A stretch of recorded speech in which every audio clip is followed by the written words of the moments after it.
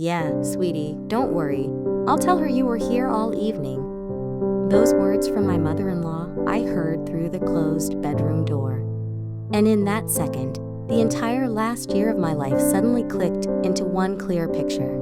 That evening, I showed up at Deborah's place unannounced, brought a bag of groceries, because my husband had been telling me for months that his mom wasn't feeling well, and he had to stop by her place a lot after work. That particular day, Ryan texted me saying he was stuck late at the office and wouldn't make it to his mom's, so without thinking twice, I decided to bring her dinner myself.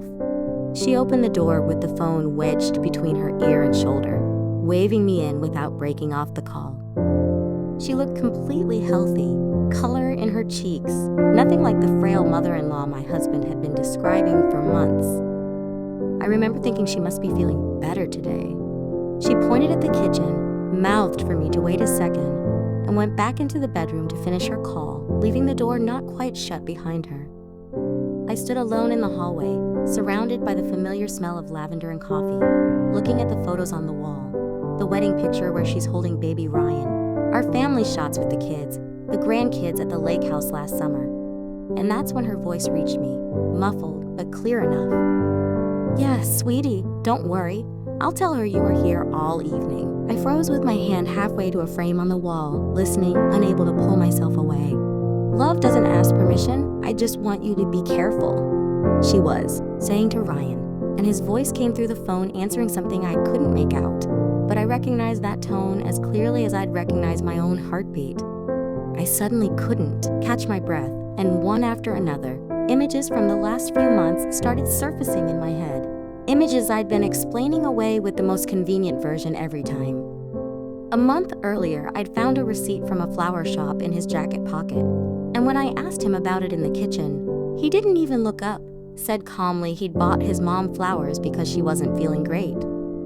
I actually praised him for it at the time, told him what a thoughtful son he was, even felt a little guilty that I didn't visit her as often myself. Now that memory sat in front of me in a completely different color, like someone had repainted the whole picture in darker tones. I remembered the fishing trip 2 weeks earlier too, when Ryan went out with some guys from work for the whole Saturday, came home late that night without a single fish, and blamed it on a bad bite. At the time I hadn't thought twice about it, but now every detail of that Saturday was falling into a suspicious pattern.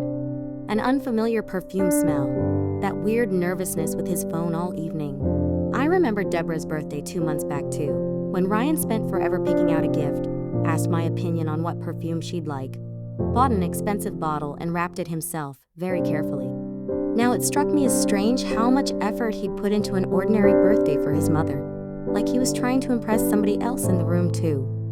The bedroom door opened, and Deborah came out, still holding the phone. She saw my face before she got a chance to hang up.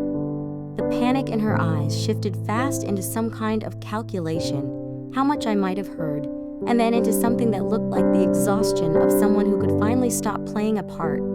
"Amanda, I can explain," she said quietly, setting the phone down on the dresser so carefully, like she was afraid it might give away something else. I didn't answer right away, just stood there looking at her, this woman I'd spent years treating like a second mom. She'd held my kids right after they were born, cooked for our whole family every Sunday, always saved me the biggest plate. All I could think was how many other people in my life had known the truth while I'd been the only one left in the dark. "What exactly do you need to explain, Deborah?" I finally got out, and my own voice sounded foreign to me, way too calm for what was happening inside. She took a step toward me, reached her hand out like she wanted to touch my shoulder, but I stepped back on instinct, and her hand just hung there in the air between us. She started making excuses, said something about a mother's duty, about how she couldn't choose between her son and me, and for the first time all night, there was something in her voice that sounded like real helplessness, not just the fear of getting caught. She said it had been going on almost 6 months, that she'd been against it from the start, had pushed Ryan to tell me everything, but he'd begged her to give him time to sort out his own feelings first.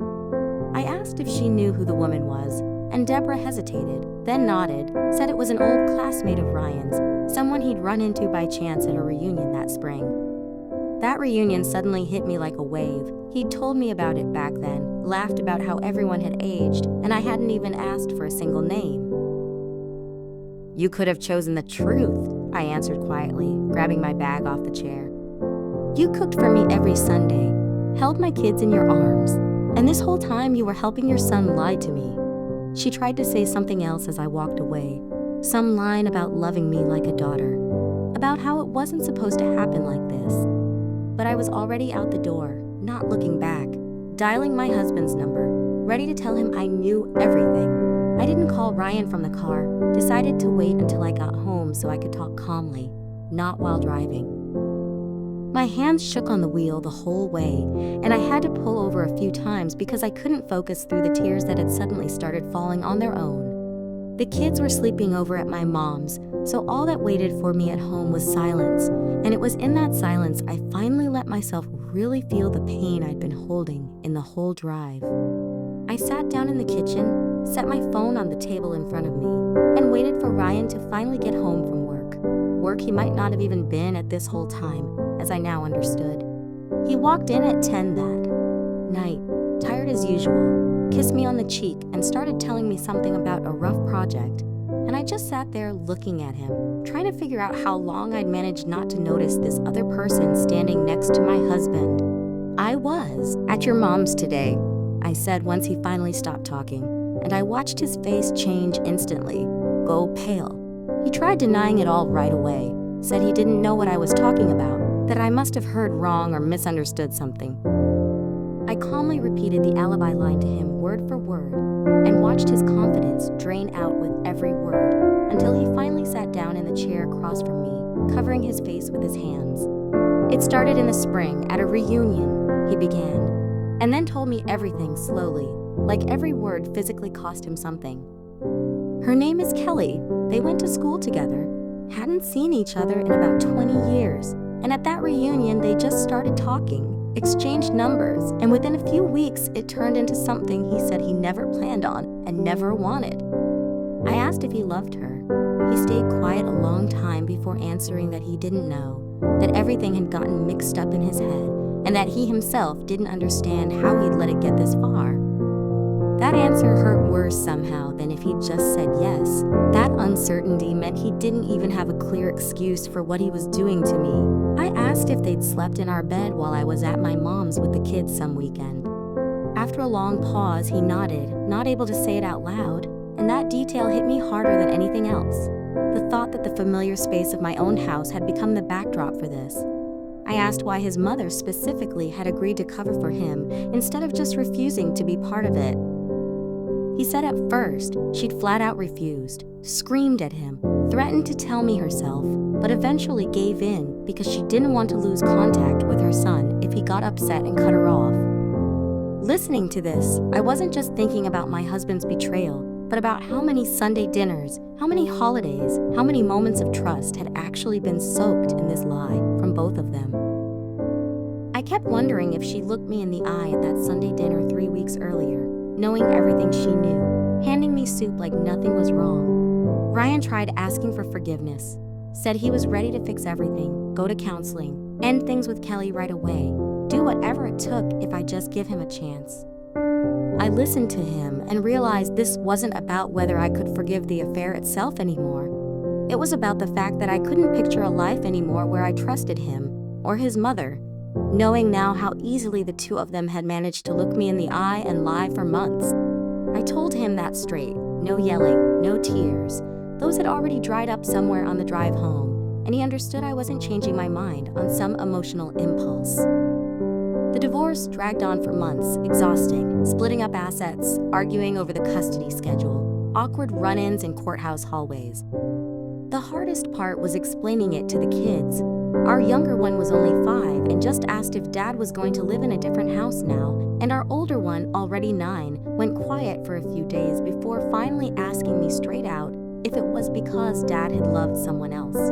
I didn't lie to her, told her the truth as gently as I could, and saw in her eyes the same disappointment in an adult that I'd felt myself that night in my mother-in-law's hallway.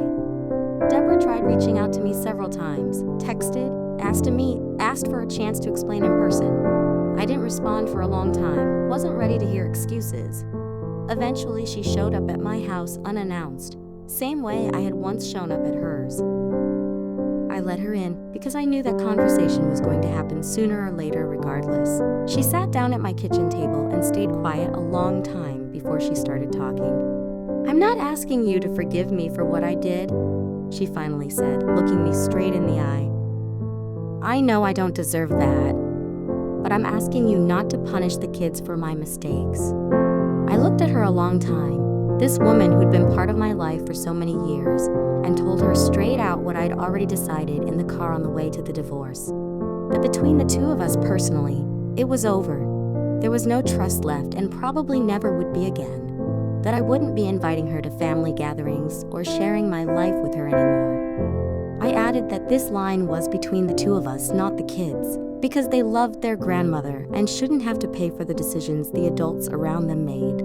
I told her the grandkids could keep seeing her, that she could still take them on weekends like before, as long as there was a clear schedule and no attempts to talk badly about me to them or justify what happened. Deborah nodded quickly, said she understood and accepted those terms completely, ready to follow whatever rules I set, as long as she didn't lose her relationship with the grandkids. It's been a few months since then. The kids go see their grandmother every week. I pick them up and drop them off myself. We trade a few formal words about timing, and I don't go inside. Ryan sees the kids separately, on a schedule we worked out through lawyers, and between us now there's just short, practical texts about school or the doctor. Last Saturday, picking up my daughter from her grandmother's, I saw Deborah standing in the doorway, watching me for a long time as I walked to the car holding my daughter's hand. She didn't say anything, just watched, and I didn't turn around, got in the car, buckled my daughter in, and drove home.